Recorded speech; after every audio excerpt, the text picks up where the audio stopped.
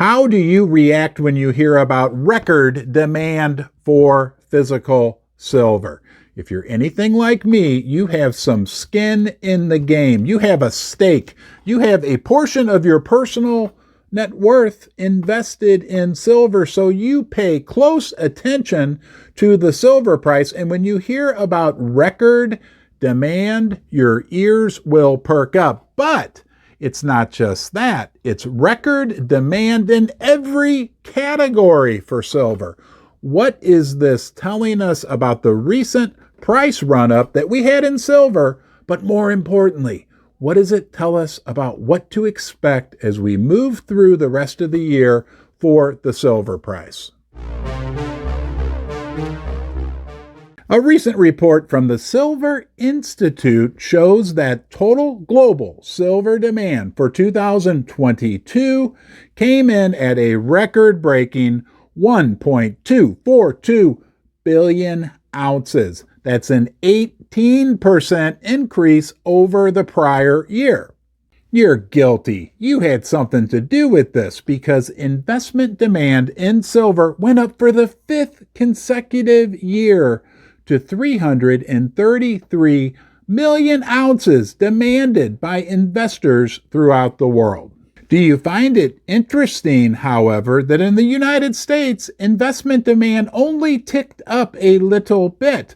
Worldwide growth is where we saw most of the demand for silver. Now, from an optimistic perspective, the United States is the largest economy in the world, and we are seeing growing interest in silver. Think about it. You've heard this many times before. We're 1 in 200 people here in the U.S. that stack physical silver. If 2 or 3 or 4 more out of 200 join us, it would be multiples. It would be a flood of new money coming into the silver sector. And right now, with just us, right, the leaders, right, the few, the select, the proud, me and you, they can hardly supply us with the silver that we demand here in the United States. That increase could totally blow up the investment market for silver. It gets even better when we talk about industrial demand, because that's a huge factor driving the price of silver. It posted a record 556 million ounces in 2022. Green energy initiatives helped drive industrial offtake higher, with photovoltaics, that's solar panels, alone consuming 140 million ounces of silver. The demand for silver in the solar energy sector is expected to continue to grow. Yes, yes, yes. The new solar panels will use more silver in each panel, and there's going to be a lot more panels made. It's like a double bonus cherry on top. Make sure you're sitting down for this one, because some people are saying that by the year 2050, the solar panel industry could be consuming 98% of the world's silver. First Mining Gold is a development company advancing 2 of the largest gold projects in Canada. Springpole in Ontario and Duparquet, located in Quebec, each already has 5 million ounces of gold reserves, but exploration initiatives are underway at both projects to find even more gold.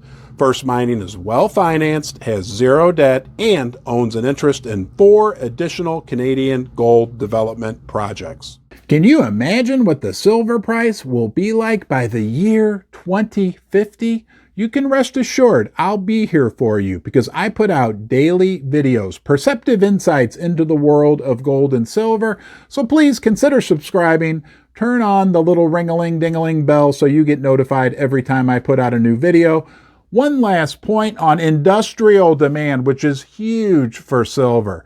We aren't even considering the total electrification of the world, electronics, and another little cherry on top, electric cars. They can continue to consume more and more silver.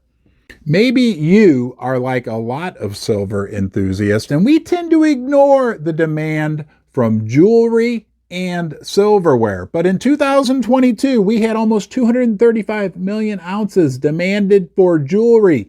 That is significant. And 73 million ounces demanded for silverware as well. The silver price forecast sure looks rosy for us. And we haven't even talked about supply. Let me read this to you. While the demand for silver soared, the supply remained flat last year. Mine output actually dropped by 0.6% to only 822 million ounces, and production from primary silver mines was almost flat year on year. The report notes that this lack of supply upside contributed to last year's 238 million ounce market deficit. That means 250 million ounces more were needed by the market than were supplied by the mining industry, making it possibly the most significant deficit on record. And what are we hearing from the mining executives? What are we hearing from Keith Neumeyer, Rick Rule, Jorge Ganoza from Fortuna Silver? All that we're hearing is how hard it is to build, to find, to permit new silver mines. Not to mention, the industry has had a severe lack of investment over the last decade. So there's no new big silver supply coming online, guys, but there is a big surge in demand coming online, right? Photovoltaic electronics, you name it, everything we covered. The demand is going through the ceiling and the supply is continuing to be constricted. We know there's no guarantees, but when we look at the big picture, what do you see for the price of silver going forward? We haven't even considered all the geopolitical turmoil in the world right now, right? What's going on with the BRICS countries, de-dollarization. Those countries, they love their precious metals. They love gold. They love silver as well, and they are snatching it up at a record pace.